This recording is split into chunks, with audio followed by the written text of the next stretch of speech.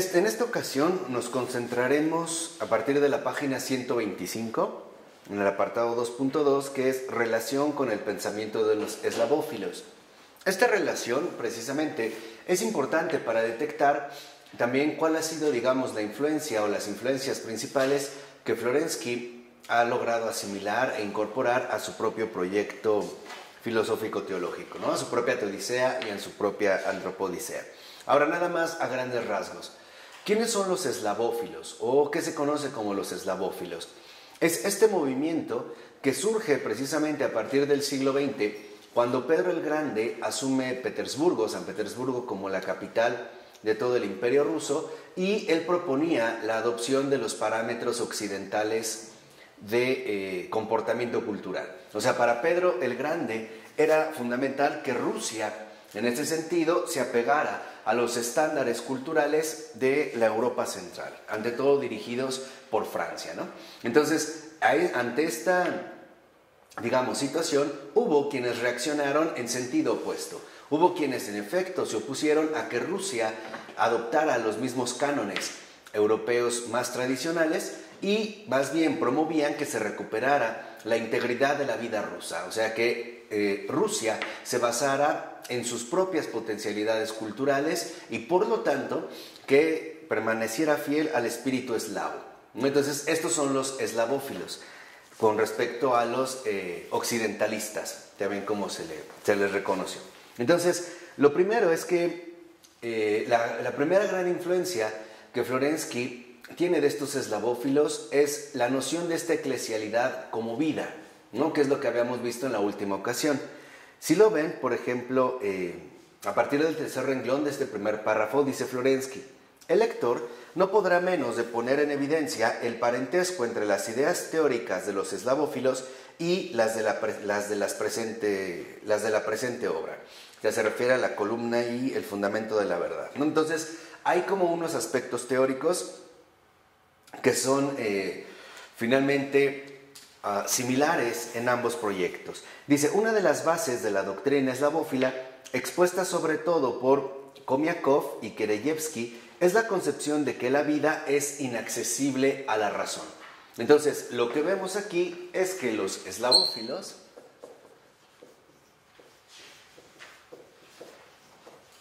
consideran la vida como algo inaccesible a la razón.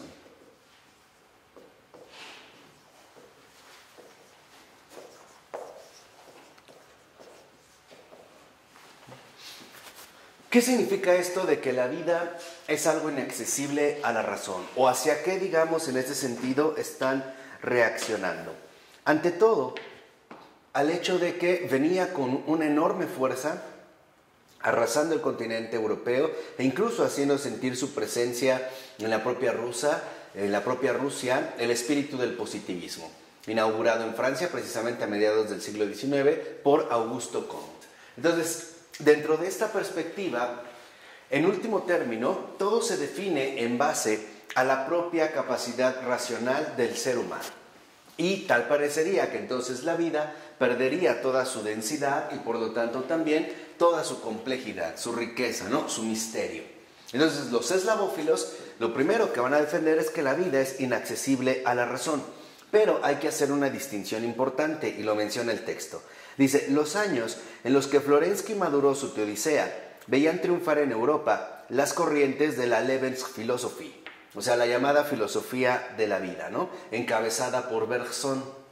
Henri Bergson, en efecto, él también se iba a oponer sobre todo a esta especie de postura mecanicista, donde incluso la vida misma se reducía a una mecánica ya de antemano definida. Ante esta mecanización de la propia vida, Bergson va a oponer el llamado vitalismo.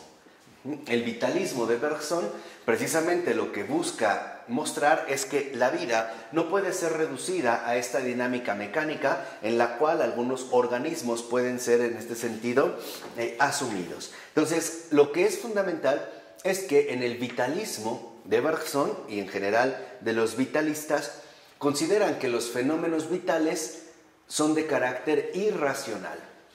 O sea, no tienen que ver para nada con la misma razón. O sea, esto quedaría, digamos, en un ámbito completamente irracional, donde, en efecto, la propia razón no tendría ninguna oportunidad de asimilar o comprender lo que ahí está ocurriendo, ¿no? Dentro de la vida misma. En cambio, para Florensky y en general para los eslavófilos, no consideran que la vida sea algo irracional. Lo que más bien van a considerar, en todo caso, es que es suprarracional. No es irracional, no es algo que esté completamente desligado de la razón. Lo que pasa es que la vida es suprarracional y no es racional.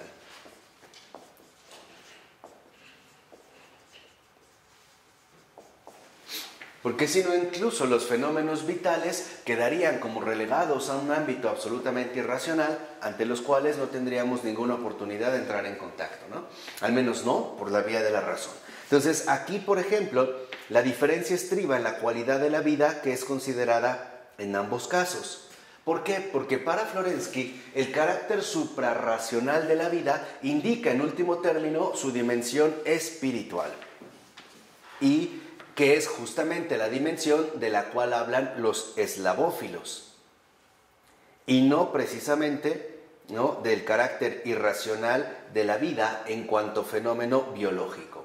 O sea, en este sentido, en cuanto bios. Entonces, ¿qué es suprarracional para Florensky? Significa entonces que la vida, en efecto, posee una dimensión espiritual, y que por lo tanto no quedaría precisamente desligada del propio Logos, fundador del mundo, sino que más bien apelaría a una dimensión que supera la razón, pero que no por ello precisamente es irracional, ¿no?, desligada de la razón, sino que superaría la propia capacidad racional del ser humano. Entonces, lo que vemos es que, en efecto, lo que va a considerar Florensky, y es lo que retoma de los eslavófilos, es que la eclesialidad es la vida espiritual.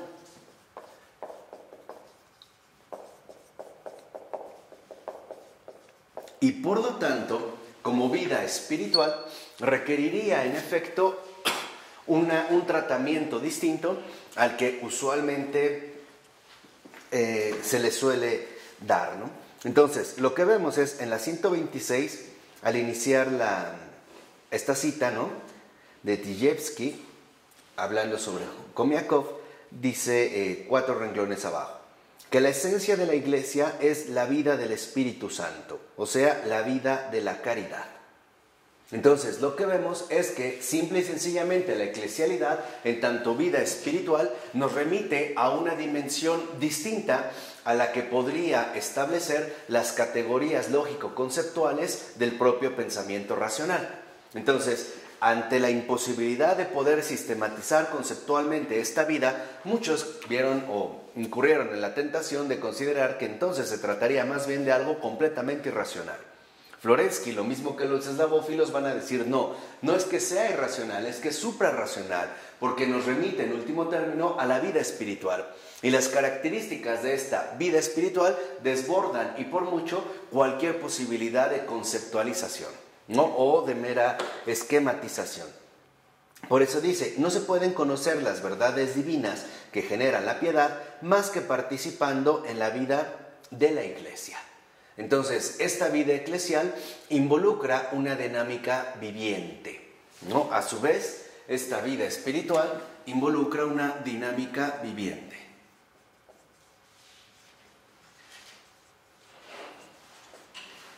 Y esta dinámica viviente es la que tiene que ser asumida precisamente en base a su propia manifestación y en base a sus propias exigencias suprarracionales. De tal manera que nosotros podamos elevarnos de la intelección a la contemplación. Acuérdense que esta dinámica viviente es, en último término, precisamente la santidad, ¿no?, que es la vida del y en el Espíritu Santo. Entonces, dentro de esta dinámica, precisamente lo que vemos es que la eclesialidad se manifiesta justamente no como algo opuesto a la razón, sino como algo que desborda la razón misma. Algo que está llamado, en este sentido, a iluminar, que lo vimos la ocasión pasada, a esta razón. Por eso 2 renglones abajo dice: la Iglesia no posee un fundamento jurídico, no tiene más que un fundamento místico de caridad. La Iglesia vive esencialmente de oración y del misterio eucarístico. De este modo, la verdad de la Iglesia no se demuestra más que por la vida espiritual de los fieles, o sea, por su experiencia religiosa. Entonces, uno de los aspectos aquí que sobresalen y que llaman la atención es que esta dinámica viviente se traduce precisamente en una experiencia religiosa. Acuérdense cuando Florensky ya nos había hablado en su momento de esta cristología experimental, ¿no? O experiencial, podríamos decir. Entonces, dentro de esta experiencia religiosa, lo primero que destaca es la vida en el Espíritu Santo. Y esta vida en el Espíritu Santo es justamente la caridad. Entonces, esta experiencia religiosa es igual a la caridad. Y la caridad es precisamente la vida en el Espíritu Santo.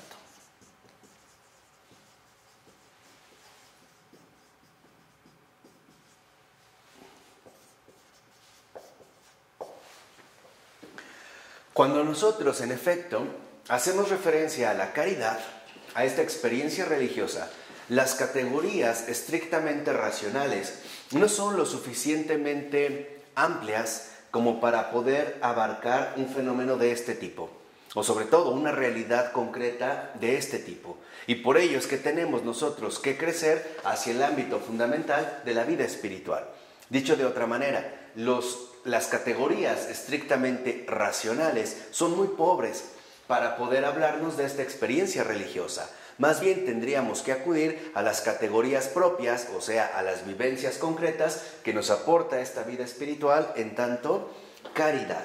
Dice a continuación: en el pensamiento de los maestros de la vida espiritual, de los moralistas y de los teólogos modernos rusos, los conceptos iglesia y vida espiritual están estrechamente vinculados, se compenetran, a menudo se identifican, sobre todo en el terreno de la liturgia. Entonces, aquí lo que vemos es que, a diferencia quizá de nosotros, iglesia y vida espiritual conforman una misma realidad. No están separadas o divididas como nosotros, al menos en este pensamiento occidental, tenderíamos a suponer, que es lo que habíamos insistido en algunas ocasiones anteriores, ¿no? Para nosotros la iglesia es como algo separado de esta misma experiencia religiosa. Tan es así que nosotros quizá defendemos con muchísima más radicalidad la siguiente opción: yo puedo vivir una experiencia religiosa, puedo ser cristiano sin participar de la iglesia, ¿no? Y esto se ha visto quizá en una de las consignas más contemporáneas, que se resumen de manera muy sencilla en lo siguiente: Cristo sí, iglesia no. Entonces, ¿por qué se ha dado, digamos, esta posibilidad de división? Porque no comprendemos, en efecto, la realidad viviente de la iglesia, tanto en su dimensión dogmática como en su dimensión sacramental, ¿no? O sea, en la teodicea, desde la perspectiva de la teodicea y de la antropodicea. Por ello, dice Florensky, a partir del segundo renglón del último párrafo: nuestros hermanos separados, prendados por los esplendores divinos de la iglesia gracia, están inclinados a perder de vista la importancia para una sana espiritualidad de la iglesia institución. O sea, ¿a qué se refiere aquí en este sentido Florensky? A que si nosotros seguimos una línea enteramente de este tipo, como si esto fuera una mera gracia, una mera vida de gracia, perderíamos también la dimensión fundamental para una sana espiritualidad de la iglesia institución. De hecho, por ejemplo, dentro de estos eslavófilos, y particularmente con Khomiakov, una de las cosas que surgieron fue lo siguiente: para Khomiakov, la iglesia no se limitaba, si era la iglesia la vida en el Espíritu Santo, no se limitaba de ninguna manera a ningún tipo de jerarquía y por lo tanto a ningún tipo de autoridad eclesial, o en ese sentido, quizá de manera más precisa, una autoridad eclesiástica. Entonces, para Khomiakov, lo fundamental, influido también por todos estos movimientos sociales que se estaban generando en el siglo XIX, inspirados por Marx y algunos otros, promovían más bien la idea de que la iglesia debería de ser entendida en términos de pueblo de Dios. Pero al hablar de pueblo de Dios, se concentraba únicamente en la gracia, la experiencia del Espíritu Santo, y por lo tanto se tendía a rechazar o a eliminar cualquier referencia a una ordenación eclesiástica, o sea, a una jerarquía, a una autoridad. O sea, tal parece que entonces la iglesia real la conformaba el pueblo y no precisamente la interesa, incluso que comprende también la dimensión institucional. Entonces aquí es donde Florensky corrige una de las tendencias radicales de los eslavófilos. Lo que nos está mencionando es, claro, esta experiencia religiosa, esta vida en el Espíritu Santo, sí es gracia, sí, pero no solo es gracia, también es institución. Y por lo tanto, jerarquía. Por eso dice para Florensky, o como menciona Florensky, que es fundamental que no perdamos de vista nosotros la dimensión de gracia de esta vida en el Espíritu Santo, pero también el modo en el que esta gracia se transmite a través de la institución, a través de la iglesia conformada por jerarquía, y en este sentido también por autoridad. ¿Por qué habla de los hermanos separados? Porque en efecto ellos decidieron separarse, no estos eslavófilos radicales, de la jerarquía eclesiástica, rompiendo, por ejemplo, una relación directa con el patriarca, y más bien asumiendo que para la experiencia religiosa no era necesaria la institución, bastaba con la gracia que compartía el Espíritu Santo, y entonces asumir una vida espiritual desligada de cualquier tipo de institución. O sea, lo que estamos viendo aquí de manera muy sencilla es lo siguiente. También en Rusia ha ocurrido algo similar a lo que ocurrió en Occidente. Cristo sí, Iglesia no. En esta separación. Para Florensky es fundamental que una sana espiritualidad contemple ambas dimensiones. Acuérdense que para Florensky los reduccionismos son inaceptables. No, más bien tenemos que aspirar a esta visión de totalidad, a esta comprensión integral. Entonces, hay que contemplar el ámbito de la gracia, sí, que es parte fundamental de la experiencia religiosa, pero también podríamos decir carisma. Pero esta experiencia religiosa no solo se da a través de los carismas o de las gracias particulares que el Espíritu Santo reparte, también se da a través de la liturgia. Entonces, para Florensky, en efecto, la gracia y la institución están ante todo dadas, encarnadas de manera concreta en la liturgia, porque la liturgia también tiene una cierta ordenación institucional. ¿Qué quiere decir esto? Que también posee un rito, y este rito es encabezado por una determinada autoridad, en este caso por el presbítero o el sacerdote, y dentro de esta participación institucional, también la gracia ahí en efecto se está manifestando. Entonces, para Florensky, el peligro fundamental con estas posturas radicalizadas de los eslavófilos era romper con la misma liturgia, porque separar gracia e institución, gracia e iglesia como jerarquía, como autoridad, involucraba atentar contra la misma liturgia. Y para Florensky, desfigurar o destruir la liturgia era lo mismo que eliminar o destruir la experiencia religiosa y por lo tanto anular la auténtica vida espiritual. Dicho de otra manera, de manera muy sintética, separar gracia e institución era finalmente destruir la auténtica eclesialidad y por lo tanto atentar contra esta vida espiritual o dinámica viviente que en efecto la Iglesia nos transmite a partir de su conjunción de gracia e institución. ¿Vamos? ¿No? De carisma e institución.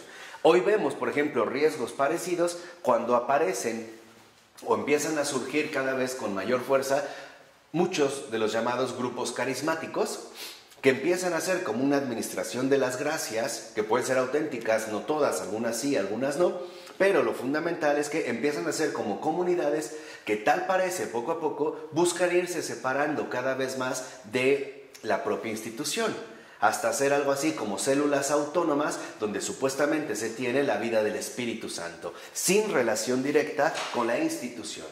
Incluso algunos de estos grupos entran, por ejemplo, en conflictos directos con los respectivos párrocos. Entonces los corren de una parroquia y se van a otra y luego otra y luego otra, hasta que dicen, bueno, no encajamos ahí, mejor lo vamos a hacer ahora en una casa.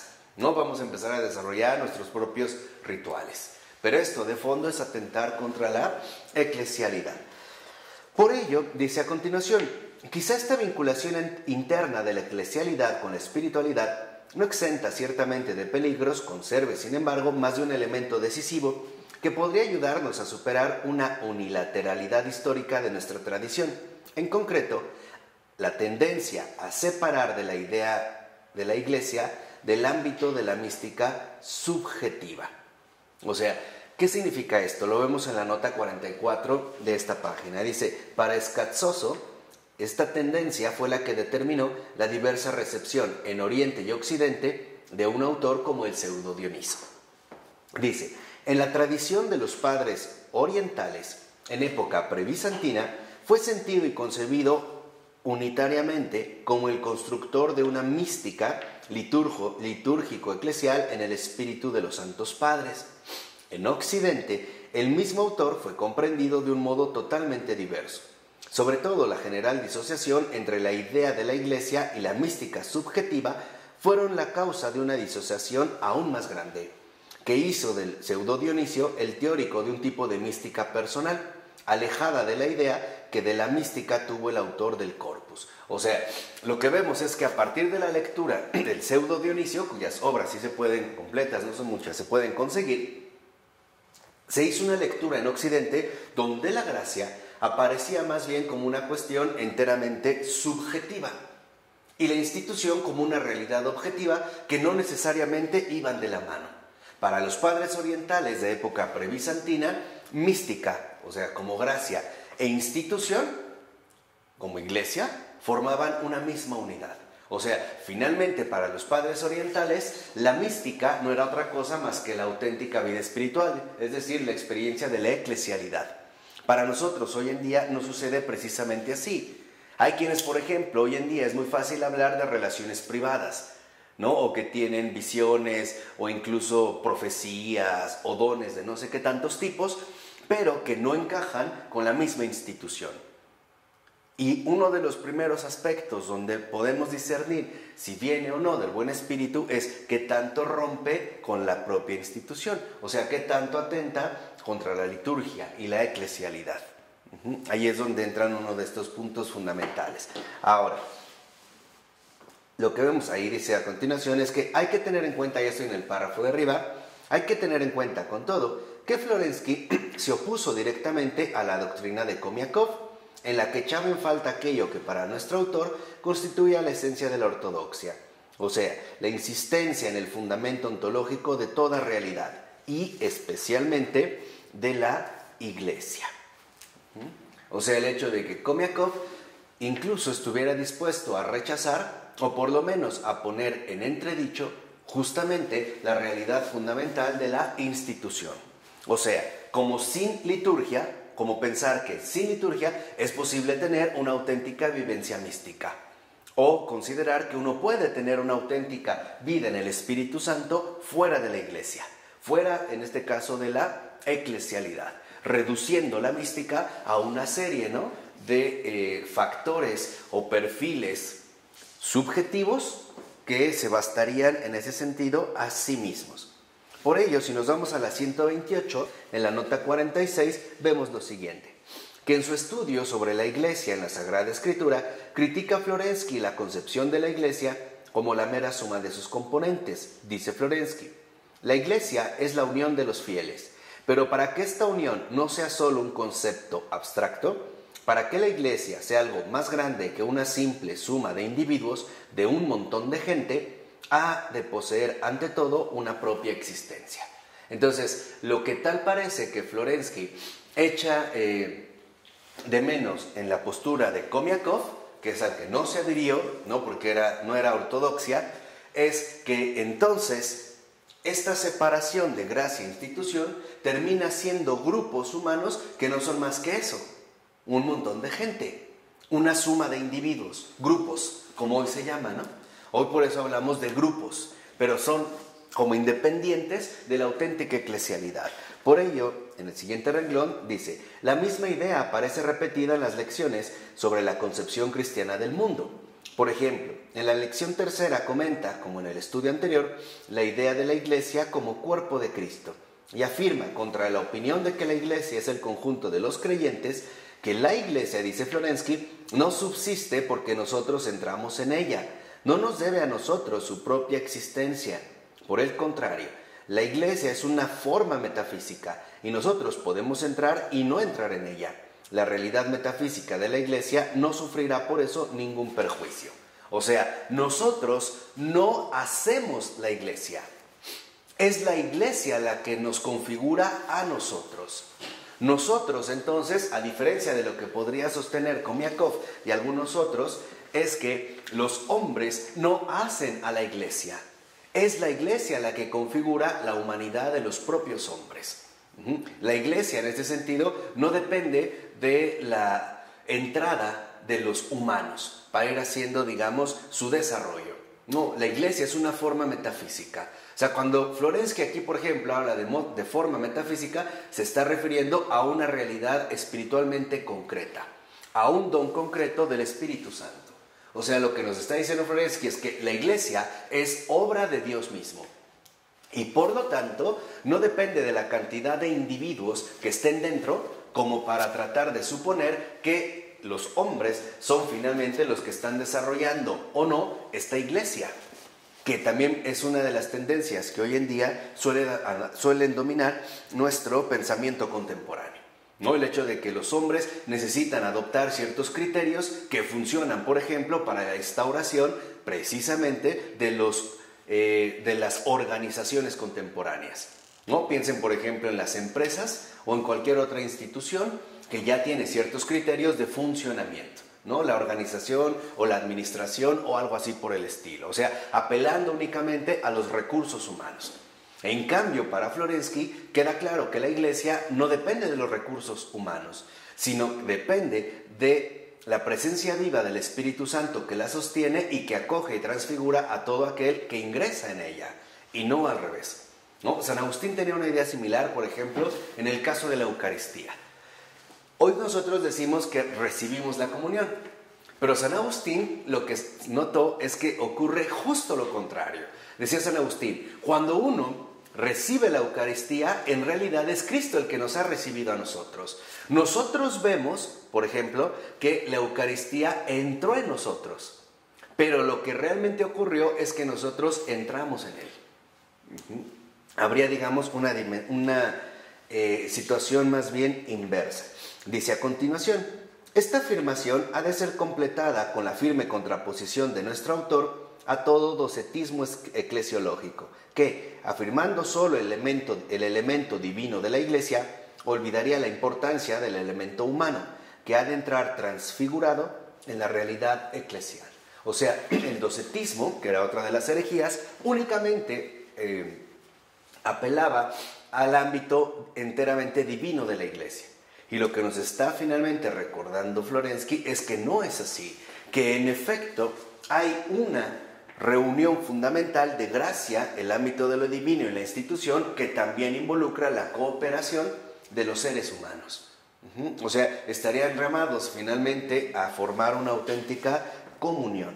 Dice, Florensky se mantiene siempre fiel a su intención de poner de manifiesto la antinomia propia de la realidad espiritual corporal. También esta antinomia entre la verdad de dos elementos aparentemente contradictorios ha de ser afirmada de la Iglesia, que prolonga la dinámica de la encarnación de Cristo.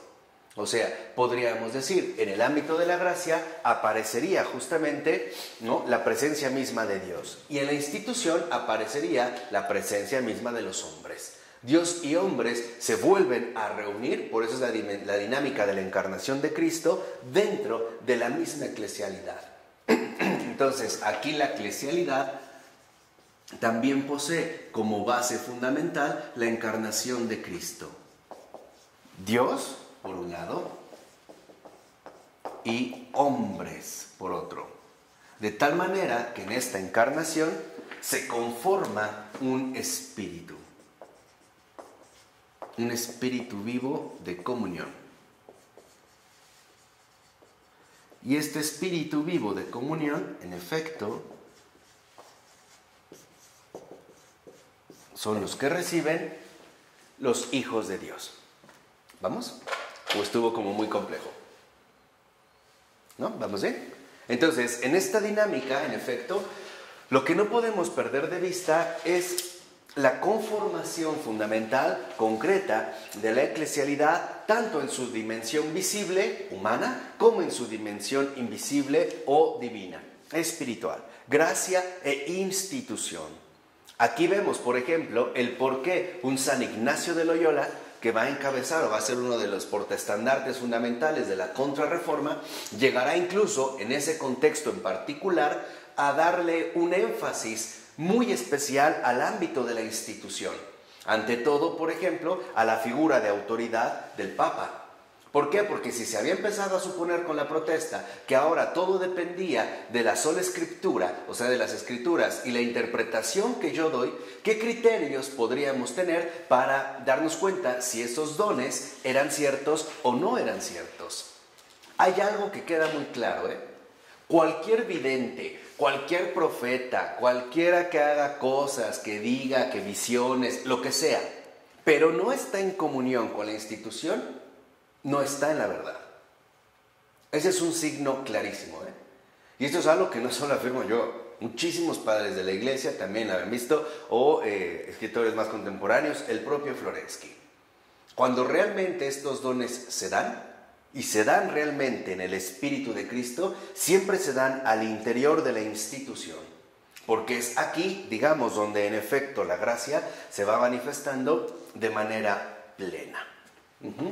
Por ello es que vemos que cuando aparecen carismas, como hoy le llaman, ¿no? Carismas subjetivos, si alguien tiene revelaciones o visiones, la iglesia como institución es sumamente cuidadosa al respecto.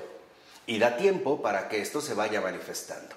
Y habrá criterios a lo mejor muy pequeños, ¿no?, para poder percibir si esto realmente es conforme a la verdad o más bien tiene un manto de extraña religiosidad que en el fondo conduciría a otro tipo de situaciones. ¿Vamos? Entonces, lo fundamental es no romper, no quebrantar. Entonces, en la 129, lo que vemos en el último párrafo es lo siguiente. De un modo u otro, la concepción de la iglesia de Florensky se opone sobre todo al inmanentismo de la cultura moderna. O sea, ¿qué es el inmanentismo? El suponer que todo está dado aquí y ahora, que todo únicamente posee una dimensión plenamente horizontal, que todo se da, por así decirlo, según la línea del mundo, según el ámbito secular. Que todo, en efecto, solo posee una dimensión horizontal donde los proyectos serán realizados o alcanzables según las propias medidas humanas. En quien ve, y esto es de Florensky, la intención de la humanidad de construir a partir de la nada toda la realidad, y en particular la realidad sagrada, partiendo solo de sí mismo, es decir, excluyendo a Dios. Construir en todos los sentidos de la palabra, comenzando por la construcción de los conceptos y terminando con la realidad espiritual. Y en efecto, si nosotros únicamente nos quedamos atorados en la dimensión horizontal de la vida, tal parece que entonces lo único que nos toca a nosotros es construir. Tenemos que ser los constructores de la realidad. De ahí, por ejemplo, el enorme impacto que tuvo la noción de progreso, tan mentada, tan mencionada, desde el siglo XIX. Porque esta noción de progreso tal parece que en efecto nos invita a poner manos a la obra, ¿no?, a entrar en acción. Finalmente excluir a Dios y dejarlo todo a nuestras propias posibilidades. Y este es uno de los aspectos que en efecto Florensky va en este sentido a rechazar. ¿Por qué? Porque para Florensky, en último término, la liturgia es una unión viviente y no una ruptura. En la liturgia no solo está presente, por así decirlo, la dimensión temporal de la realidad, también está presente la dimensión eterna de esta misma realidad, justo en esta unión viviente que se mantiene fiel a esta encarnación, a esta experiencia de vida espiritual que no es otra más que la eclesialidad. De ahí pues que entonces, si lo vemos en la 129, en los dos últimos renglones, dice el texto: pero la eclesialidad supera las definiciones del entendimiento El conocimiento real de la verdad sobre el apoyo de la Iglesia ha de ser obra, por tanto, de un conocimiento superior, o sea, el conocimiento espiritual. Entonces, lo que aquí también nos está mencionando Florensky es que el conocimiento en cuanto tal, ¿no? Cuando nuestro entendimiento busca definir este tipo de situación o de unidad viviente, resulta ser inadecuado para aquello que en efecto se está experimentando. Y lo que se requiere para poder captar bien esta unión viviente es un conocimiento espiritual. Este conocimiento espiritual posee, por así decirlo, un vocabulario muy distinto al que los conceptos con los que queremos definir las realidades vivas suelen en este sentido proponer o instalar. Entonces, lo que sí vemos en este sentido es que este conocimiento espiritual solo puede ser adquirido a la luz de la verdad o proviene de la luz de la verdad.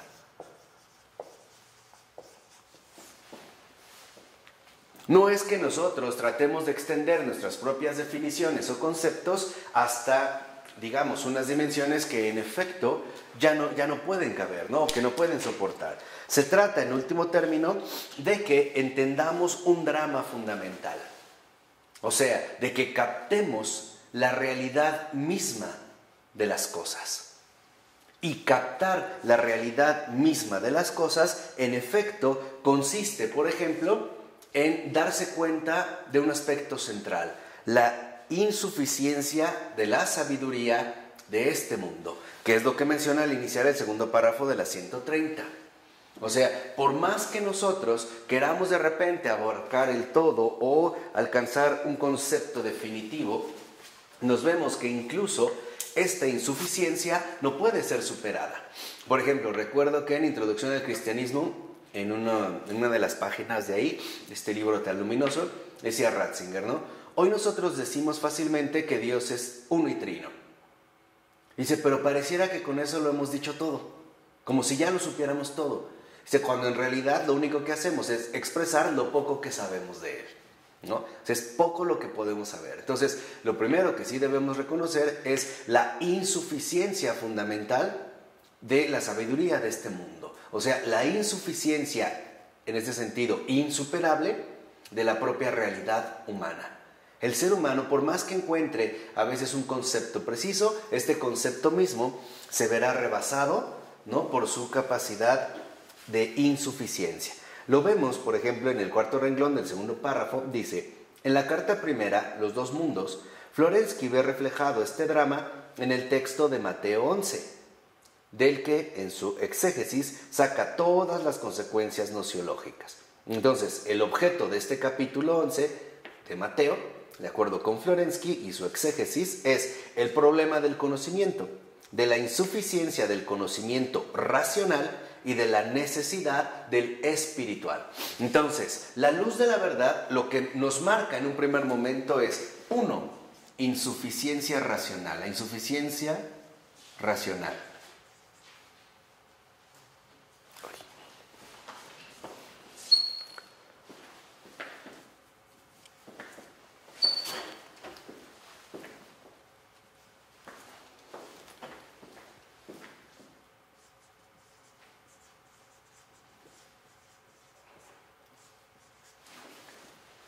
Nos muestra que en realidad nosotros solo tenemos una perspectiva bastante limitada, por muy racional que sea. No alcanzaríamos, digamos, a cubrir estas realidades fundamentales de las cuales asimismo nosotros formamos parte. Por poner nada más un contraste filosófico, esto quizá es lo que motivó a un Kierkegaard a ser tan drástico con la postura especulativa hegeliana. Porque para Hegel, incluso para el Hegel maduro, todo va a quedar reducido en un entero sistema conceptual. O sea, el afán conceptualizador de Hegel lo lleva de tal manera, y ahí es donde está su idealismo, a que queda de una o de otra manera, ¿no?, desligado o apartado por completo de la realidad concreta. Entonces, Kierkegaard, por ejemplo, en su momento, Lo primero que va a mencionar es que el sistema de Hegel, como sistema, es perfecto, pero olvidó algo. El ser vivo, el individuo, no es sistema. Es lo único que no puede ser sistematizado. Y de ahí, en efecto, para Kierkegaard, todo el sistema hegeliano se viene abajo, ¿no? Sería, digamos, como una de las cuestiones fundamentales que nos plantean la insuficiencia racional. Kierkegaard, por ejemplo, para mostrar esto, va a apelar entonces a una dimensión distinta de comprensión. ¿Cuál sería esta dimensión? La dimensión religiosa. Y él siendo un luterano, lo mismo que Hegel. Entonces, lo que mostraba, por ejemplo, en este sentido, Kierkegaard, es que hay una dimensión que solo se puede comprender adecuadamente, según, ¿no?, la perspectiva de Kierkegaard, apelando a una dimensión distinta, o sea, la dimensión religiosa de la vida. Y esto no es un sistema. Al menos, digamos, no un sistema como nosotros lo entendemos, ¿no? Como una elaboración lógica de argumentos, premisas, donde todo parece quedar absolutamente organizado, ¿no? Absolutamente estructurado. Por eso, para Kierkegaard, la única dimensión estrictamente fundamental de la vida es la dimensión religiosa, que se traduciría en la cuestión de la fe, que escapa a toda posibilidad de pensamiento racional. Kierkegaard se irá, digamos, en ese sentido, como buen discípulo de Lutero, por otro ámbito. Pero es importante que vean cómo esta insuficiencia racional no solo ha sido reconocida, por así decirlo, ¿no?, en ciertos ámbitos. De ahí pues que entonces Kierkegaard, para oponer al sistema, o oponerse al sistema, exalte la dimensión fundamental de la existencia.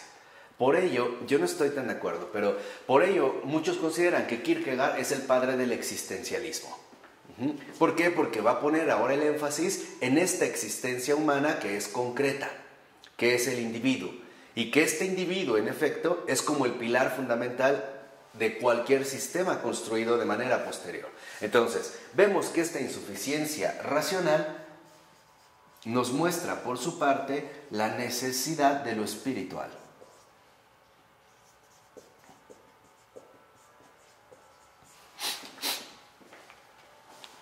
No está mostrando la luz de la verdad que lo racional está equivocado o que simple y sencillamente tiene que ser mandado a la basura. No, lo que nos muestra en realidad es que en efecto lo racional resulta ser insuficiente con respecto a aquello que se está dando, a la realidad misma. Y por lo tanto nos invita a un crecimiento mayor donde lo espiritual en efecto transfigura la capacidad racional, mostrándonos cosas que la razón por sí misma no podría captar y mucho menos comprender. Por ello, el conocimiento racional insuficiente para Florensky está representado por la figura de Juan Bautista, ¿no?, que trabaja incesantemente para acceder al reino, pero que se queda a las puertas. O sea, hace, pero no entra, ¿no? Dice, en cambio, el conocimiento espiritual está representado por el pueblo de los creyentes, que ahora permanece ciego en su infancia intelectual, pero que, si llega a ver, llegará a ser más grande que Juan, ¿no? Cuando, en efecto, el Señor le dice, ¿no?, que cualquiera en el reino de los cielos, o el más pequeño, ¿no?, en el reino de los cielos es más grande que, por ejemplo, Juan Bautista. O sea, lo que nos está mostrando en este sentido es, por así decirlo, la exigencia fundamental que iría de los parámetros racionales a las exigencias espirituales. Entonces, podríamos decir, la insuficiencia racional que nos invita a reconocer la necesidad de lo espiritual es justo lo que nos permite a nosotros crecer de manera fundamental dentro del conocimiento espiritual. O sea, dentro de la auténtica sabiduría. Por ejemplo, para la sabiduría del mundo, 2 más 2 es 4 y eso es todo. Eso es lo que quiero que capten, ¿no? 2 más 2, 4 y eso es todo, no hay más. No puede ser 5, no puede ser 3, es 4 y ha sido 4 y seguirá siendo 4 por los siglos de los siglos y ahí nos instalamos. Lo que Florensky considera es que en realidad esta insuficiencia racional que involucra la necesidad de lo espiritual nos muestra una dimensión que nosotros simple y sencillamente a través de un esfuerzo racional no podríamos alcanzar jamás. Por ello estamos llamados a crecer, ¿no? Estamos llamados a crecer cada vez más y más. Y esta es la fe. O sea, la razón no es rechazada, simplemente es llamada a ser fecundada por la fe. De tal manera que es tanto como decir que la razón juega un papel fundamental, sí, pero hasta cierto punto. A partir de ese punto es fundamental la intervención o la aparición de otra cosa distinta, en este caso la fe. Lo que la fe va a hacer no es rechazar a la razón, la va a iluminar bajo otra luz que en efecto le permitirá crecer todavía más. Pero la razón, en este sentido, renunciará a seguir aferrada a sus propias conceptualizaciones y a sus propias autocreaciones, ¿no? A sus propios productos, a sus propios conceptos. Y ahí lo que vemos es que la razón ya deja de ser un obstáculo precisamente para alcanzar la luminosidad de la fe. En este caso, la verdadera esencia de la experiencia religiosa, que no es irracional, como muchos también querían como relegar, por ejemplo, no sé, un Schleiermacher, afirmando que la fe únicamente quedaba como relegada o ubicada en el ámbito enteramente afectivo, en el ámbito del sentimiento humano. De tal manera que, por ejemplo, para Schleiermacher, que también tenía por ahí una tendencia romántica, la razón y el sentimiento son incompatibles. Entonces, lo que dice es muy fácil, ¿no? Bueno, entre comillas, ¿no? Sencillo, lo que dice es, a ver, lo que podemos pensar es parte de la razón, pero la fe no es algo que se puede pensar, es algo que solo se puede sentir, y que además se puede sentir subjetivamente. Por lo tanto, fe es sentimiento, razón es pensamiento. Uno y otro no tienen en este sentido, ¿no?, puntos de encuentro. Diría Kierkegaard, ¿no?, afirmándolo en uno de sus textos tempranos, la famosa disyuntiva latina, out, out, o lo uno o lo otro. Y esta es también parte, ¿no?, de algunas posturas que la tienen. Tendemos a pensar que o me quedo con lo uno o lo otro, out, out. Eso es out, out. O lo uno o lo otro. Y lo que está diciendo finalmente Florensky es que no tenemos por qué asumir una perspectiva excluyente como esta. No estamos llamados a decidir de esta manera, o lo uno o lo otro. Estamos llamados más bien a quedarnos con lo uno y lo otro. Acuérdense que para Florensky las disyuntivas no son precisamente lo que nos manifiesta la profundidad simbólica de lo creado, sino la conjunción, el y. Entonces es lo uno y lo otro, no out, out, ¿no? Que también es como una de las expresiones importantes de Kierkegaard. Por ello, lo que vemos es que ahora viene un punto fundamental. Bueno, ¿y cómo se adquiere la fe? A través de la sencillez. Esta es la sencillez evangélica. Aquí es donde entra la pobreza de espíritu. Y aquí es donde me parece que en efecto Florensky viene a ser también uno de los grandes maestros de la ortodoxia católica. ¿Por qué? Porque lo que nos está recordando es que aquí lo que hacemos en efecto es un paso simple, es la pobreza de espíritu. En la razón aparece lo mío. Lo vamos a tratar de ejemplificar de esta manera, ¿no? En la razón aparece lo mío. Pienso que, supongo que, considero que, voy trabajando, voy tratando de definir, lucho, ¿no? Como decía, lucho por llegar, por alcanzar un concepto. Pero en la fe, lo que hago es renunciar a lo mío y ahora lo que busco es lo tuyo.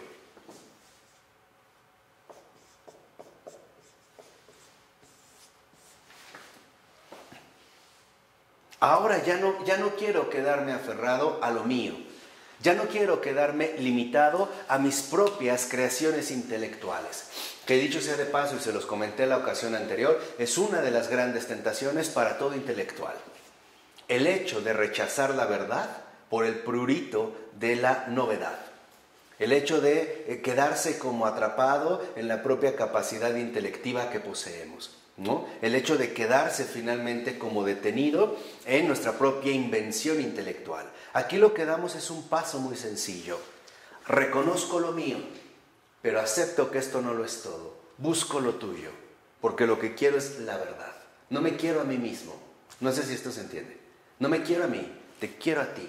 Por eso dice al iniciar el otro párrafo, el acceso a este conocimiento de la fe no está abierto más que a la sencillez evangélica, que recibe la revelación del Padre. Entonces, ¿cómo se adquiere la fe? Aceptando al Padre, aceptando que lo mío sí es real, pero no lo es todo. No es toda la realidad, es algo. Aceptando la iglesia. Pues claro, no sé, es algo. Y cuando yo doy este paso de sencillez, ¿se acuerdan que en la presentación que dimos dijimos que era fundamental asumir un gran espíritu de humildad y también un gran espíritu de grandeza? Aquí está dado, ¿no? El espíritu de humildad, de grandeza que reconoce, ok, estas son, digamos, las potencialidades que mi Creador me ha dado. Aquí está lo mío. Pero algo es cierto, yo no tengo la palabra última ni definitiva. Yo no quiero lo mío, yo también busco lo tuyo, no solo lo mío. Quiero ante todo lo tuyo, tú primero, no yo. Esta es la dinámica fundamental en toda la obra de Florensky. Primero él, después tú, al último yo. Esa es su estructura, digamos, antropológica, teológica, filosófica. Es esa la estructura, la médula, ¿no? A la cual otra vez nos quiere redirigir. ¿Por qué? Porque hoy nosotros estamos precisamente al revés. Hoy para nosotros, en términos más generales, primero soy yo, después tú, si me convienes, o si me gustas, o si sacaré algún provecho, beneficio, ya sea sexual, económico, laboral, etc. Y al último él, o sea, el último Dios, ¿no? Como una especie de artículo de lujo, que puedo usarlo según las ocasiones, ¿no? No, Florensky nos está recordando algo muy sustancial. Ok, es verdad que aquí hay algo mío, pero no lo es todo. Y que la sencillez evangélica consiste en reconocer que lo mío no es toda la realidad. Y que lo mío para nada es comparable con lo tuyo. Es tanto como aceptar que lo mío es una gota ante un océano infinito. Esa es la sencillez evangélica. Pero reconozco que hay una gota. Tampoco digo, no, esto es absolutamente nada. No. Es una gota. Pero, comparado con esto, aquí sí pareciera que no es que nada, ¿no? Aquí hay una gota, aquí está un océano infinito. Y entonces lo que vemos es que, en efecto, el texto fundamental de la teoría del conocimiento cristiano es, para Pavel Florensky, este texto que aparece en Mateo, capítulo 11, versículos 27 a 30. Y el ejemplo más admirable del sencillo que recibe el conocimiento por la vía de la santidad. La figura de San Sergio de Radonés. Fíjense, aquí aparece también una figura extraordinaria, San Sergio de Radonés, el sencillo, ¿no? El ejemplo para Pavel Florensky, el ejemplo perfecto del sencillo. El sencillo es precisamente aquel que reconoce lo que es suyo, pero que sabe que esto es poco y que busca al todo, que lo busca todo. Y sabe que él no es alguien ni que lo puede producir por sí mismo y que tampoco anula la posibilidad de que pueda ser en este sentido engrandecido por alguien más. Entonces, lo que vemos es que la luz de la verdad, el conocimiento espiritual, tiene una base insustituible: humildad. La humildad, dicho sea de paso, es la madre y raíz de todas las virtudes. Sin humildad no hay nada, Nada, pero nada. La humildad es el suelo fértil en el que brotan todas las virtudes, todas. La humildad está en la raíz misma de todo este jardín de virtudes que el Señor nos permite precisamente, ¿no?, trabajar y hacer florecer. Pero el principio fundamental del conocimiento espiritual es la humildad. Esta sería la base fundamental. Por ello es que, en efecto, ahora Pavel Florensky retoma a San Sergio de Radonés, ¿no?, como este ejemplo de sencillo, como este ejemplo auténtico de sabiduría. Vean lo que dice Florensky al iniciar la última cita. Dice: el Señor ha dicho, ciertamente, sin ironía, lo que pretendía precisamente decir. La verdadera sabiduría la verdadera racionalidad de los hombres no son suficientes por el mismo hecho de ser humanas. No está diciendo que no sirven para nada. Lo que el Señor nos está diciendo, incluso retomando este texto de Mateo 11, versículo 25, es que nuestra realidad humana es real, pero insuficiente. No lo es todo, ¿no? Dice, todos los esfuerzos humanos para conocer que tanto han atormentado a los pobres sabios son vanos. Como camellos desorientados están cargados de su saber, y como el agua salada, la ciencia no hace más que volver más ardiente la sed de conocer. No apacigua nunca los espíritus inflamados, pero el yugo suave del Señor y su carga ligera dan a la inteligencia lo que no dan ni pueden darle el yugo cruel y el fardo pesado, insoportable de la ciencia. Entonces, aquí es donde también en algún momento habíamos hecho un pequeño matiz muy importante. La diferencia fundamental, real, espiritual, ontológica, entre la ciencia y la sapiencia. La ciencia es conocimiento, es esta capacidad que tenemos para conocer. Pero una de las características fundamentales de esta ciencia es que el conocimiento se convierte en un factor acumulativo. Por ejemplo, sentimos el afán de conocer cada vez más y más y más. La sabiduría, por el contrario, no es acumulativa. La sabiduría no comienza por la acumulación, sino por el desprendimiento. Y ese es uno de los rasgos fundamentales de la sabiduría. Si nosotros, por ejemplo, contrastamos ciencia y sapiencia, la ciencia es un afán de conocer.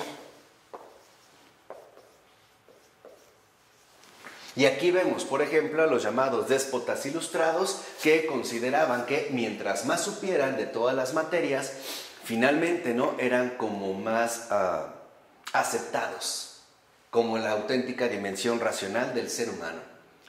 Y el proyecto más visible de este afán de conocer lo tenemos en el proyecto de la enciclopedia. Y en efecto, lo que buscaba la enciclopedia era mostrar o tratar de satisfacer este afán de conocer que según ellos tenía que estar presente en cualquier hombre. Pero yo de algo estoy convencido. Prácticamente casi nadie leyó la enciclopedia completa. Ni siquiera las que tuvimos en casa de niños. Si la hojeamos 2 o 3 veces fue demasiado. Ahora, que encontráramos ahí realmente lo que buscábamos, menos. A lo mejor nos ayudaron para hacer una tarea o un cierto trabajo, extraer una información. ¿Por qué? Porque como lo hizo ver, por ejemplo, Alasdair MacIntyre, este gran filósofo católico contemporáneo, aún vivo también, en su libro Tres versiones rivales de la ética, la enciclopedia tenía como proyecto sustituir a la Biblia. Dicho de otra manera, la enciclopedia buscaba ser el libro que diera respuesta a todas las cuestiones humanas. Por ello, no es casual que después incluso se buscó que en cada hogar hubiera una enciclopedia. Entonces, que tenías que tener en tu casa una enciclopedia. Incluso se llegó a considerar que si al entrar a una casa tenías una enciclopedia y mientras más tomos fueran mejor, como la enciclopedia británica, ibas a ser ya de antemano respetado por ser parte de este club de eruditos que tienen enciclopedia y que por lo tanto se mueven con un espíritu enciclopédico, ¿no? Bajo un afán de conocer, pero es un afán de conocer insaciable. No podríamos conocer todo lo que queremos. No tenemos ni siquiera el tiempo ni la vida suficiente para poder conocerlo todo. Podremos conocer muchas cosas o mucho, pero finalmente no habrá un momento donde realmente nos sintiéramos satisfechos. La sapiencia, por su parte, o sabiduría, no se basa en un afán de conocer, sino que comienza por un desprendimiento.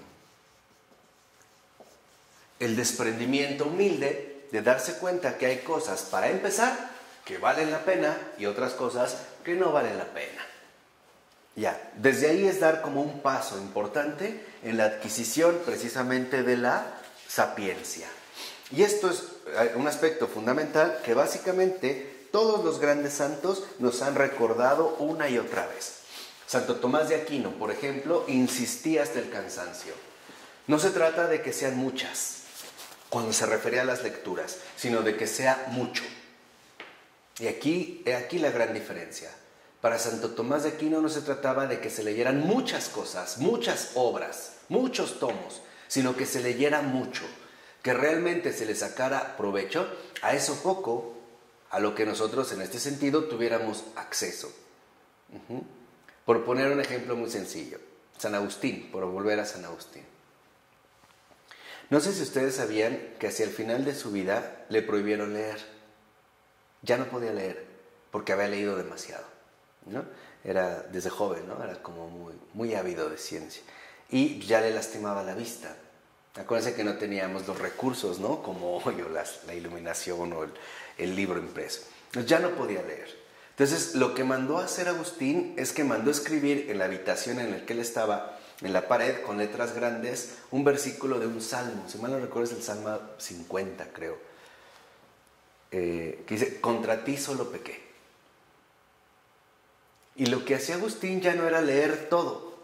Bastaba con leer eso para que llorara todos sus pecados y, como él decía, ¿no?, se arrepintiera dolorosamente de todo el tiempo que echó a desperdiciar en el afán de conocer y, por lo tanto, no haberlo aprovechado de manera directa o de manera fundamental en el ámbito de la sabiduría, del desprendimiento. Entonces, lo que vemos es que después de este desprendimiento, aquí sí, viene un enriquecimiento.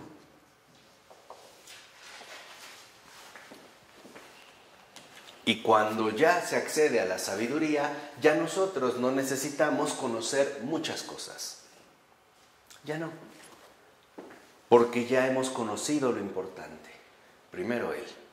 O Él lo es todo, ¿no? Piensen, por ejemplo, también en Santa Teresa de Jesús, ¿no? A quien tiene a Dios, ¿no? ¿No cómo va? El que tiene a Dios lo tiene todo, solo Dios basta, ¿no? Que es con lo que termina esta parte, que es muy citada de ella, ¿no? Solo Dios basta. Y eso es lo fundamental. De ahí entonces que podamos nosotros ir creciendo tanto en razón como en ¿qué? En fe. Y por lo tanto en una verdadera dinámica viviente, o sea, en una auténtica vida espiritual, que sería también, como lo hemos mencionado desde hace un momento, la columna vertebral de la eclesialidad. Por ello, lo que ahorita nosotros vamos a mencionar es las características del conocimiento espiritual. Bueno, entonces aquí lo que ahorita vamos a describir son precisamente las características del conocimiento espiritual, que hace un momento nosotros estábamos precisamente ya anunciando, ¿no?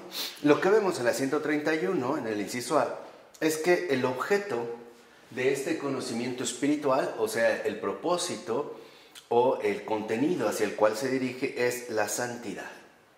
Pero exige la purificación del propio corazón y todo el esfuerzo de la obra ascética. Entonces, lo que vemos que en efecto implica la primera característica del conocimiento espiritual es la purificación del corazón.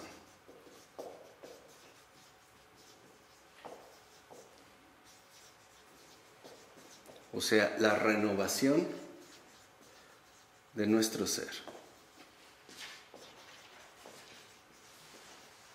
Y esta renovación de nuestro ser, en efecto, involucrará a su vez una obra ascética. Las respectivas rupturas a nuestros parámetros de vida habituales, a nuestros esquemas de pensamiento adoptados, incluso a nuestras referencias emocionales ya dadas, ¿no? Y al iniciar el inciso B es que el modo de conocimiento de la experiencia de la santidad eclesial es la simplicidad directa y espontánea del pueblo. Ahora, ¿por qué el pueblo, dice Florensky, en su simplicidad directa, se vuelve espontáneamente hacia estos justos, me pregunto? ¿Por qué encuentra en ellos la consolación a su pena muda, la alegría del perdón, la belleza de la fiesta celeste? Porque esta simplicidad es previa al acceso intelectual, que es siempre individual. Entonces vemos que en efecto el tercer punto es la simplicidad. La sabiduría, una de las cosas de lo que nos libra es precisamente de las falsas complicaciones, ¿no? Hoy nosotros tendemos a suponer que porque algo es demasiado complicado, es por ello mejor que algo que no lo es. ¿no? Piensen, por ejemplo, cuando a veces de manera precipitada suponemos que la resolución de un problema algorítmico o de alguna cuestión de cálculo, precisamente en su complejidad inmediata, sería en último término algo así como una exigencia mayor. En cambio, la simplicidad, el conocimiento espiritual nos lleva a una simplicidad donde todo se torna claro, porque la simplicidad consiste en no perder de vista lo esencial.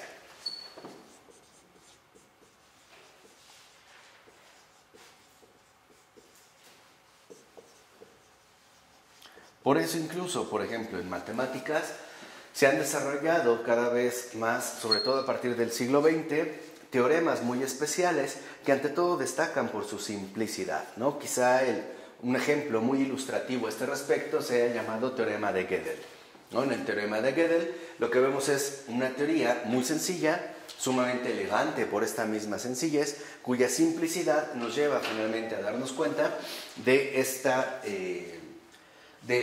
aspecto esencial que no puede ser dejado de lado de manera precipitada o de manera incluso irresponsable. Dice Florensky, la infancia mental y una falta de esa riqueza intelectual que impide entrar en el reino de Dios puede ser una condición del conocimiento espiritual.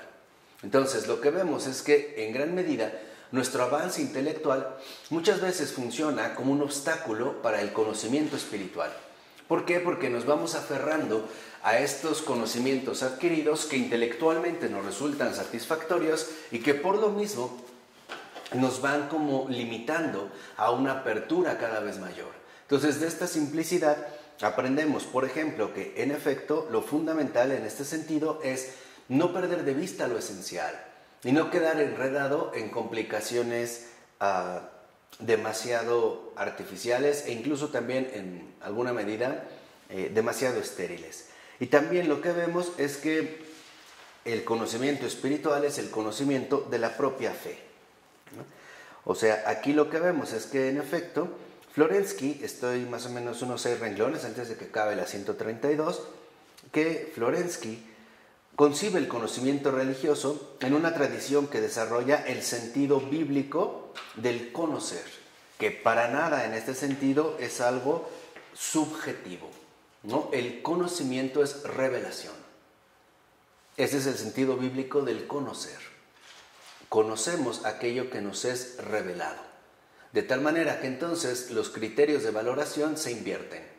Porque en el sentido bíblico del conocer, lo que los hombres en efecto aceptan como su conocimiento, al menos como un conocimiento inmediato, es necedad.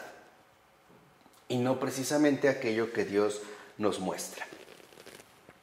Y de tal manera que entonces, en este sentido, también podemos darnos cuenta que la verdad no se establece a partir de ciertas proposiciones, sino que la verdad solo se puede reconocer. O sea, la verdad nos es dada. No es algo que nosotros inventamos o algo que nosotros vamos creando, sino que la verdad, en este sentido, nos lleva a darnos cuenta, por ejemplo, que por más que nosotros quisiéramos alcanzar la verdad, siempre estos esfuerzos serían insuficientes. Entonces no se trata de alcanzar la verdad, se trata de aceptar esta revelación de la verdad, ¿no? Se trata de asumir un criterio distinto donde el conocer, en este sentido, es más bien recepción de lo revelado, ¿no? Lo que en este sentido Dios precisamente nos transmite. En la nota 58, por ejemplo, de esta página 132, dice el texto: la peculiaridad del concepto veterotestamentario de conocimiento aflora de un modo manifiesto y ejemplar allí donde en el Antiguo Testamento se habla del conocimiento humano de Dios, es decir, del reconocimiento agradecido y obediente. Entonces, tenemos que de esta simplicidad lo que viene es el reconocimiento.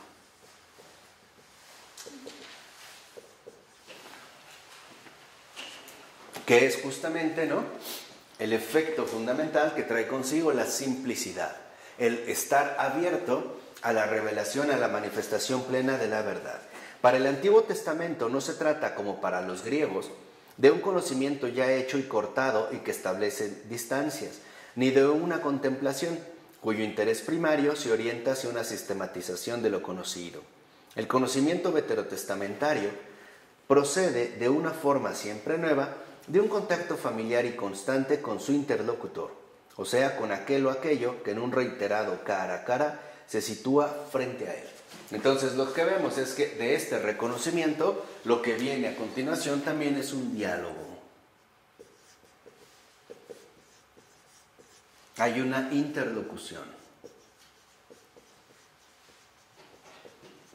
No se realiza el conocimiento a la manera monológica, como por ejemplo lo establecían los griegos, ¿no? Una labor intelectualmente separada o desvinculada de todo lo que le rodea, no como una labor pura del entendimiento, ¿no?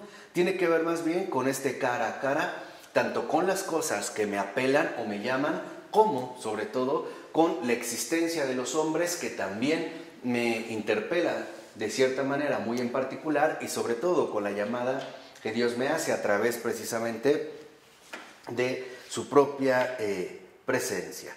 Por ello, hay que darse cuenta, por ejemplo, de que en este sentido Florensky está plenamente afianzado en una auténtica tradición bíblica y no se deja llevar por la nociología, o sea, por esta teoría del conocimiento moderna, que considera que el sujeto es el autoproductor de su propio conocimiento, ya sea porque posee las categorías del entendimiento puro, como quisiera un Kant, por ejemplo, tiempo y espacio, o bien porque simple y sencillamente él es el único capacitado para elaborar el mundo entero, ¿no? O sea, más bien dentro de esta relación, digamos, fundamentalmente bíblica, el conocimiento espiritual aparece primero como una purificación del corazón, que nos lleva a una renovación de nuestro ser. Esta purificación involucra una obra ascética, una serie de desprendimientos y rupturas que nos irán llevando cada vez más a la simplicidad. La simplicidad nos ayudará a no quedar extraviados, por ejemplo, en situaciones secundarias que no son relevantes y por lo tanto quedar siempre centrados y concentrados en lo esencial. Cuando esto se da, lo que reconocemos es lo que ahí se manifiesta y entonces sí entraremos en un diálogo, o sea, en una interlocución. Y lo que nosotros estaremos llamados a dar es una respuesta. ¿Lo esencial es el ser humano? No, lo esencial en ese sentido no es el ser humano. Lo esencial es la realidad misma, o sea, la verdad de las cosas. Esto sería en ese sentido lo esencial. O sea, para la concepción bíblica, la verdad no es algo que el hombre inventa, no es algo que el hombre crea, ya sea según las medidas de su pensamiento o ya sea las medidas de su afectividad, no. O sea, para la concepción bíblica, la verdad es algo que se reconoce, y se reconoce porque se manifiesta. Y ante este reconocimiento de grandeza, lo único que puede brotar es agradecimiento y obediencia, o sea, gratitud y obediencia. Entonces, en esta interlocución, lo primero que se desprende, en efecto, es gratitud, porque hemos sido librados de las tinieblas, y después obediencia, o sea, fidelidad.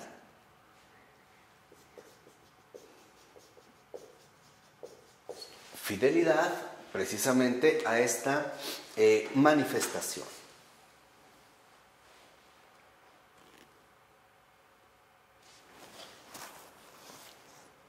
Por eso vemos en la 133, a partir del cuarto renglón, que si los dogmas expresan una realidad viviente y relacional, el tipo de conocimiento que requieren desde esta perspectiva será un conocimiento también viviente y relacional. No es otro el anhelo que da vida en el Oriente cristiano a la misma teología. Esta connota sobre todo la contemplación supraintelectual, o sea, la teoría. Entonces lo que vemos es que esta contemplación supraintelectual, la auténtica función de la teoría, consiste en la dirección que asume toda nuestra existencia hacia el misterio de la Trinidad divina. Entonces, a diferencia, por ejemplo, de lo que se ha dado en algunos casos en Occidente, para Oriente, de manera ortodoxa, lo fundamental es la contemplación. Y no, en este sentido, como vuelvo a repetir, en algunos casos de manera frecuente se ha dado en Occidente, la abstracción, la especulación, ¿no? La elaboración sistemática o conceptual de aquello de lo que hablamos.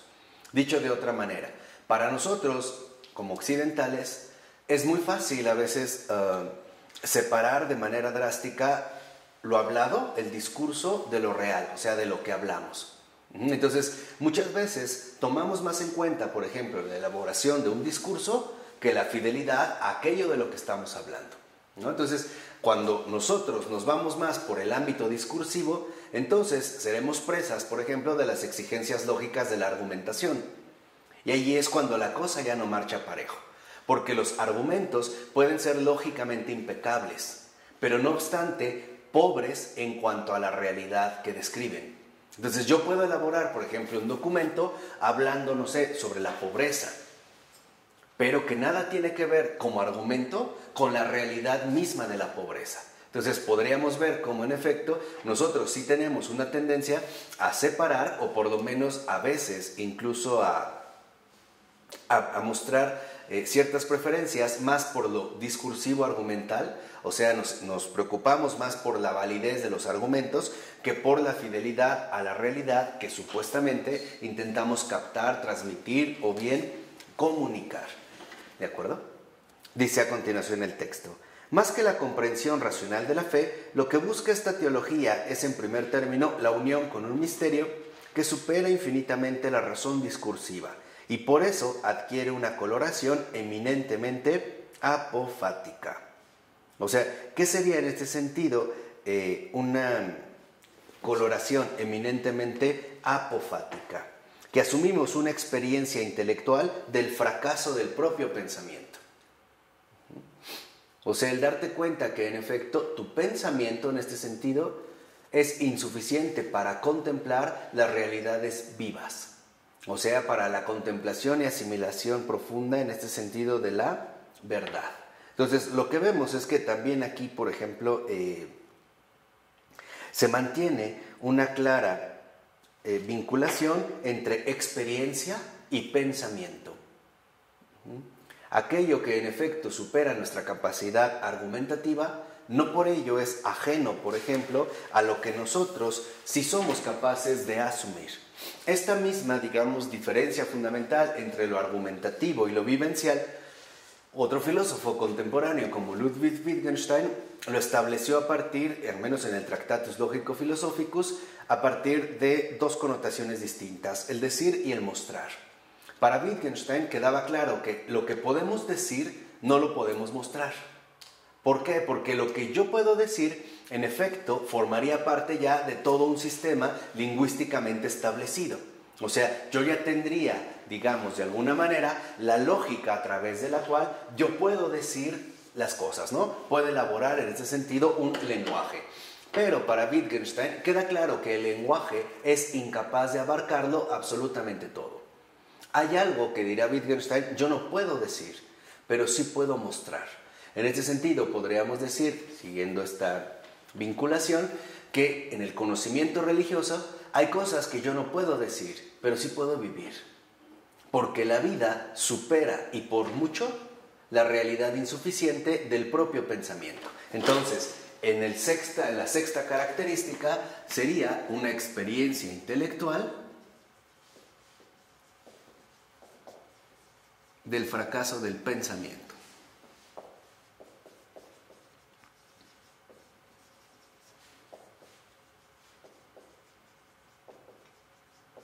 Ustedes vean, por ejemplo, no sé, la obra de una Hildegarda de Bingen o de una Juliana de Norwich. ¿Cuántas veces, por ejemplo, no repiten que lo que están mencionando es insuficiente? Que solamente nos darán una aproximación de lo que ellas contemplaron, de esta experiencia religiosa que tuvieron, del conocimiento espiritual que han adquirido, pero que no creamos que tal y como lo reflejan las palabras, es así. Sino únicamente sería en este sentido una indicación, ¿no? Una mera referencia, algo que sería semejante, pero no exactamente idéntico. Entonces, hay algo que en efecto aquí está de por medio. Esta experiencia intelectual del fracaso del pensamiento nos lleva a darnos cuenta que el lenguaje es un medio, pero no es un fin. El lenguaje humano que nosotros empleamos no es un fin. Lo que nosotros decimos no lo es todo. El lenguaje no lo puede decir absolutamente todo. Hay algo que escapa incluso a su propia realidad fundamental de comunicación. O sea, el lenguaje comunica, transmite, pero no agota. Y esto lo vemos, por ejemplo, en el Tractatus Lógico-Filosóficus de Wittgenstein, donde empieza el hablar, ¿no?, de la estructura del lenguaje y termina hablando de lo que él llama la experiencia mística. Esta experiencia donde las palabras, simple y sencillamente, ya no tienen cabida. Años después, él dará una conferencia sobre ética y dirá que también la ética no pertenece al ámbito del decir, sino al ámbito del mostrar. Y él dice, por ejemplo, como cuando una persona se siente absolutamente segura, convencida y con toda certeza de que nada le puede dañar, ¿no? Por ejemplo, nosotros podríamos decir que se trataría de una experiencia que no podríamos traducir en un mero discurso. Y no es necesidad de irse a cuestiones a lo mejor tan precisas para experimentar la propia impotencia del lenguaje, ¿no? Cuántas circunstancias en nuestra vida, desde una comida o una actividad en un juego mecánico o aventarse de paracaídas, simple y sencillamente, por más que buscamos, no tenemos las palabras, ¿no? O un dolor, por ejemplo, o un sufrimiento. Como que el lenguaje nos da una referencia, pero en realidad el lenguaje, y esto es lo que quiero aquí que se perciba, el lenguaje en este sentido no sustituye a la vida. El lenguaje es un medio, pero no es, digamos, la medida misma de la vida. Hay cosas todavía mucho más grandes que el lenguaje no puede abarcar y que no tiene manera, ni siquiera en este sentido, de poder expresarlo. De ahí que Wittgenstein, por ejemplo, terminara diciendo que ante lo que uno no puede hablar, lo mejor es permanecer en silencio. O sea, tal parece que en efecto, cuando nosotros accedemos al conocimiento espiritual, ya no hay como un afán discursivo, sino más bien un afán contemplativo. Y por lo tanto, ya no vamos directo a la argumentación, sino a la adoración. Entonces, de la experiencia intelectual, la argumentación ya ha quedado fuera. Ahora aparecería la adoración, ¿no? Esta contemplación viviente de la verdad.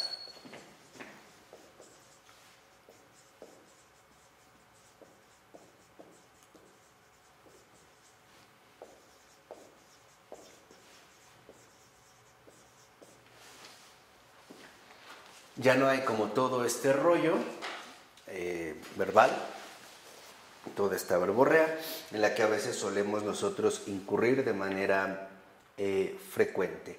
Por ello, en la 134, en la cita a partir del quinto renglón, dice Florensky: no se puede asimilar ni conocer la eclesialidad si no es viviéndola.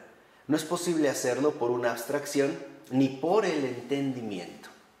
Si se quiere, de todos modos, aplicar nociones, las más apropiadas serán no jurídicas ni arqueológicas, sino biológicas y estéticas. ¿Por qué? Porque es lo más, digamos, cercano a la propia vivencia, y no bajo abstracciones jurídicas o también, como él lo menciona, arqueológicas, que parecerían remitirnos a realidades muertas, ¿no? A cosas muertas, a algo en ese sentido lejano. Por eso dice, bueno, ¿qué es la eclesialidad? Es la vida nueva, la vida en el espíritu. ¿Cuál es, por tanto, el criterio que nos permite discernir qué es justa? La belleza.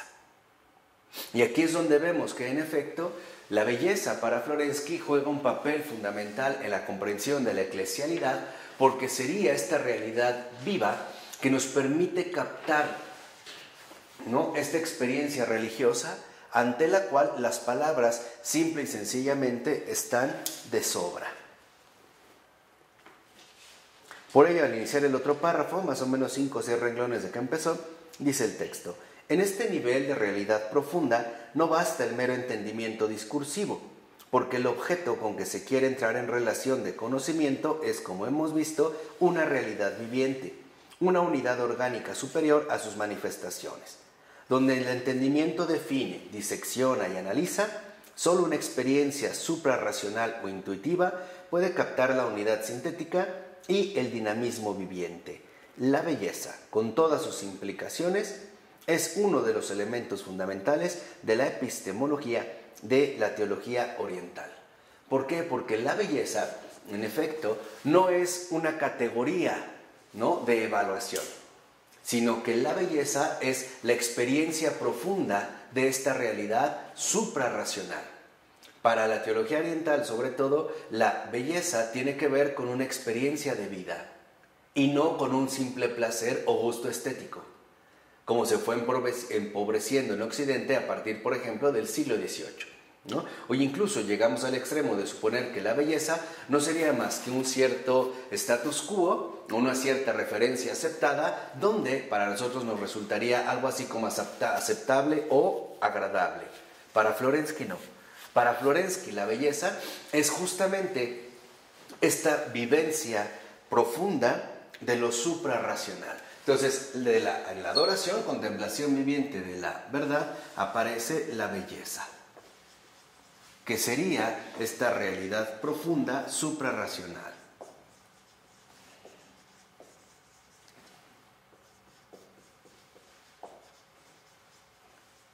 Y que no precisamente coincide, por ejemplo, con la categoría estética de Kant de lo sublime, donde uno queda como sin palabras y plenamente fuera, ¿no?, de sus connotaciones argumentativas. No, tiene que ver de un contacto, un encuentro vivo en este sentido con el resplandor vivificante de la belleza. Y por lo tanto, uno ya ni siquiera, por decirlo así, como lo mostró muy bien Hans Urs von Balthasar en su trilogía, uno ya no se queda en las meras categorías de lo sublime, lo bello, etc., sino que uno, en realidad, ahora es partícipe de la gloria. Ahí es donde aparece esta gloria que en efecto llena por completo el ser de toda cosa creada. Y por lo tanto lo hace exaltar en una alabanza. Entonces, de la belleza aparecería también la alabanza. Esta alabanza gloria. Los ángeles, por ejemplo, no están mudos ante Dios, ¿no?, en esta especie de suspensión extraña o extática ante el impacto de lo sublime. Los ángeles no son kantianos, ¿no? Los ángeles están alabando. Los ángeles se mantienen en una alabanza. ¿Por qué? Porque están finalmente experimentando la gloria del 3 veces santo. Entonces, debemos aquí también darnos cuenta que no podemos nosotros quedar atrapados tan fácil en los conceptos estáticos de Occidente, en estos conceptos inmóviles o monológicos que, tal parece, solo dicen algo y ya, de manera plenamente acotada, ¿no?, cortada, hasta aquí. Más bien se trata de captar de nuevo la vivencia misma que sobrepasa cualquier posibilidad argumentativa. ¿Por qué? Porque para Florensky, y eso también tiene que ver con toda la tradición de los padres, la palabra, el logos, no solo es algo intelectual, es palabra de vida y de vida eterna. Por eso el logos no se reduce a la lógica. Si por lógica entendemos, ya sea, por ejemplo, el orden intelectual de nuestro entendimiento o nuestras estructuras pensantes para elaborar un cierto raciocinio o las capacidades discursivas que poseemos. El logos finalmente también es experiencia y experiencia de vida. Por ello, va a considerar Florensky, lo vemos en la 135, inciso E, que esta belleza se descubre y experimenta en el seno de una relación, la paternidad espiritual. Los starsi o starek en ruso son los padres espirituales. Son, digamos, estos batiushka, que es como padrecito, como un hombre muy afectivo, donde uno descubre en efecto la manifestación de la verdad viviente. Y por lo tanto son los conocedores y discernidores de la belleza espiritual. Entonces, en esta gloria, ¿no?, aparece aquí, ahora sí, lo espiritual. Y este espiritual, que también es un espiritual encarnado. Por ejemplo, a través de la paternidad espiritual, de los starsi, los directores de almas. Estos que han sido transfigurados en el conocimiento espiritual y que ahora, en efecto, aparecen como la luz del mundo. La luz del mundo que cumple su vocación a la que ha sido llamada y que es en realidad la vocación a la que nos invita la Iglesia. Dar nuestra propia y generosa contribución a la salvación del mundo. Por eso, vean lo que dice al iniciar la otra cita Florensky. Sí, existe una belleza espiritual, permanece fuera de la captación de las fórmulas lógicas. Al mismo tiempo, es la única vía segura que nos puede conducir a definir lo que es ortodoxo y lo que no lo es. Los conocedores de esta belleza son los starsi espirituales, los maestros del arte de las artes, como algunos santos padres llamaban a la ascesis. O sea, la ascesis no es más que todo esto que en efecto se da en el conocimiento espiritual. Los starsi han aprendido bien a discernir la calidad de la vida espiritual. El gusto, las formas ortodoxas, las podemos sentir, pero no sabríamos dar cuenta de ellas por la aritmética. La ortodoxia se muestra, no se demuestra. Y aquí es donde les decía que en efecto, tal parece que Florensky está también bastante cerca de esta intuición fundamental de Ludwig Wittgenstein. Mostrar es vivir. Demostrar es reducirlo todo a una determinada abstracción. Por ejemplo, se puede dar la demostración de un cierto teorema geométrico, ¿no? O de un cierto cálculo, podemos dar una demostración. Pero la vida no se demuestra, la vida se muestra. Lo mismo pasa con lo espiritual. Lo espiritual se muestra, se manifiesta precisamente en la encarnación misma, en nuestra propia vida, en nuestra propia calidad o altura espiritual, en esta paternidad espiritual. Pero no es algo que yo puedo demostrar mediante precisamente fórmulas lógicas, ¿no? Al estilo de 2 más 2 igual a 4, o bien A igual a A, ¿no? Como estos principios lógicos que se asumen como lo definitivo e incluso lo inviolable. Por ello, para Florensky, la relación con el Padre Espiritual como fuente de belleza y de discernimiento será el punto de partida de las reflexiones sobre la Sofía, o sea, la sabiduría en la carta 10ª de la columna. Entonces, si lo ve, otra característica sería el discernimiento.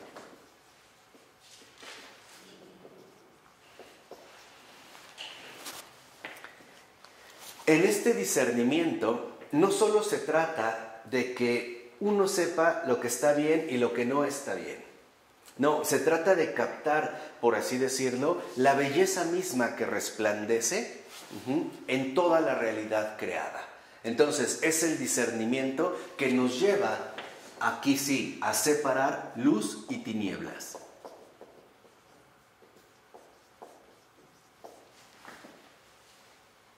Vida y muerte.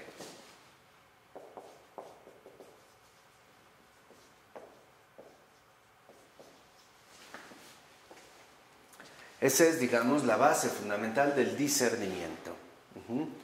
Esta separación clara entre luz y tinieblas, entre vida y muerte. Por ello, por ejemplo, lo vemos en la 67, en la nota de esta misma página, dice: señalemos cómo para Florensky la figura típica de la paternidad espiritual, el starek, ha asumido en Rusia las características del ideal del sabio en la antigua Grecia. Por ejemplo, expone Florensky esta idea en la caracterización del starek Serapión Mashkin, de quien Florensky afirma en otro lugar haber tomado su síntesis teológica. Dice Florensky: el antiguo ideal del sabio se muestra en su más elevado desarrollo en la concepción que los santos padres tienen del monje, como la figura del filósofo cristiano. El gnóstico es, en San Clemente de Alejandría, el filósofo contemplativo, y el asceta que practica en la vida la verdad que ha conocido, el que investiga la verdad, aplicándose a ello con la totalidad de su ser y disponiéndose de un modo vital. Entonces, lo que vemos es que en efecto, en el 12º punto aparece la sabiduría. Y la sabiduría, ¿no? Vean el recorrido que hemos estado haciendo, esta experiencia total, belleza, alabanza, espiritual, discernimiento. Cuando aparece finalmente la sabiduría, en efecto, se traduce en una entrega total a la verdad. La sabiduría como una entrega total a la verdad. A la verdad viviente. O sea, Dios uno y trino.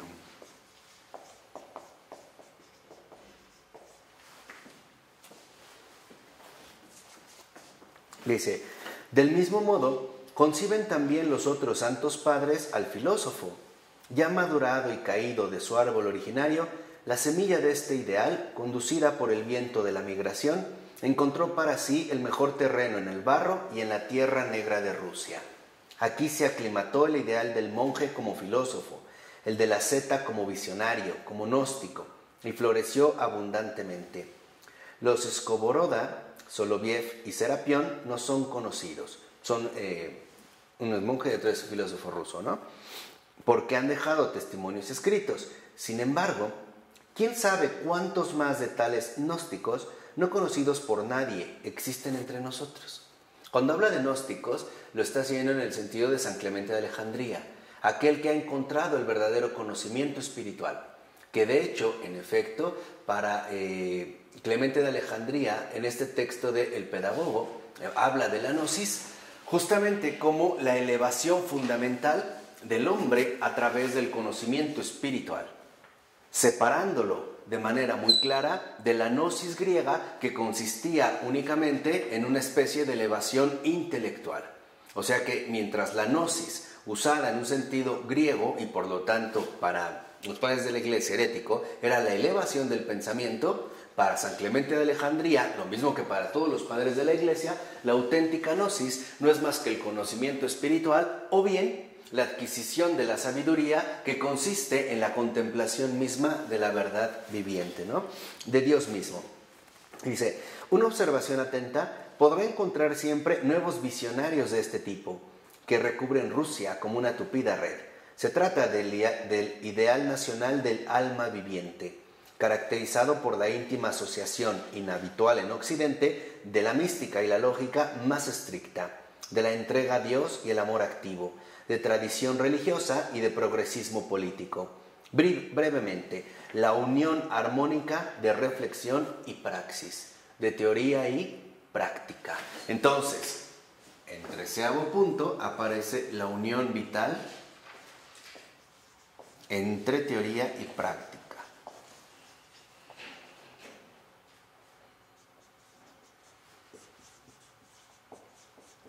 Y a esta unión vital entre teoría y práctica también le podemos llamar coherencia.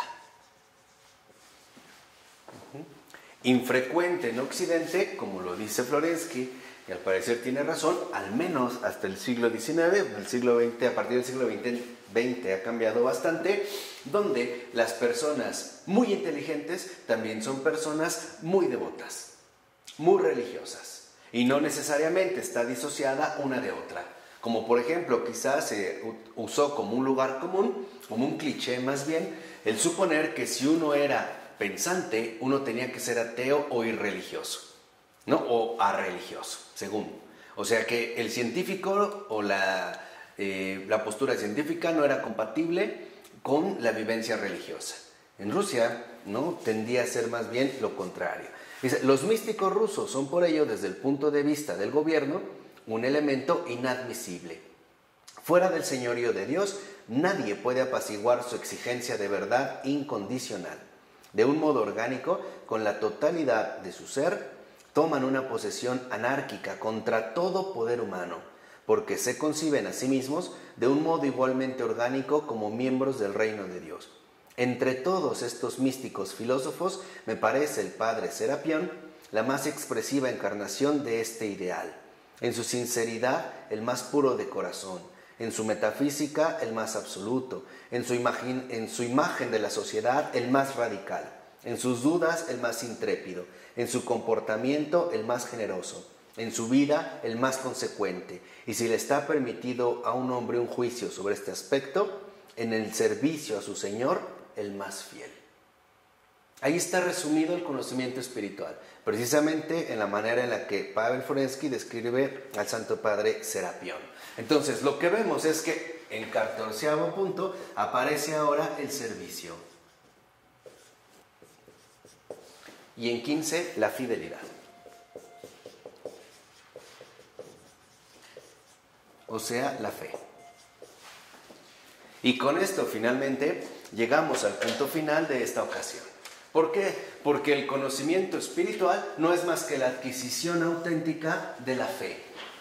Una dinámica vivencial, una experiencia religiosa que en efecto atraviesa al menos estos momentos claros, concretos, vivientes, para alcanzar en último término la fidelidad. Es la fe que nos lleva a ser partícipes de este servicio a la verdad viviente que, como Él mismo nos lo dijo, es el buen pastor que va por cada una de sus ovejas, que cura la herida, ¿no?, que robustece a la débil.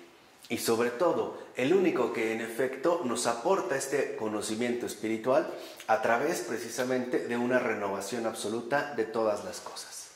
¿De acuerdo? Bueno, vamos a dejarle este aquí. En nombre del Padre, del Hijo y del Espíritu Santo. Amén.